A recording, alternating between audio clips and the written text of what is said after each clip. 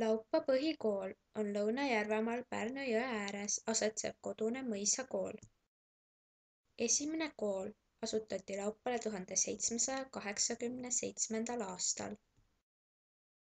2008. aasta suvel algas koolimajas 2,5 aastat kestnud siseremont, mille kogumaksumus ulatus 20 miljoni Eesti kroonini.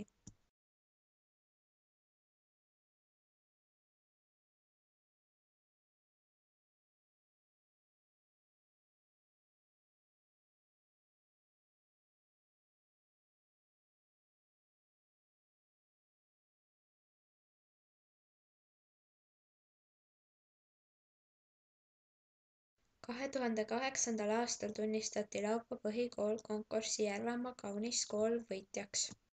2009. aastal tunnistati Laupa põhikool konkursi Eesti kaunis kool võitjaks. Auhinda käis üle andmas Eesti Vabariigi president härra Toomas Hendrik Ilves.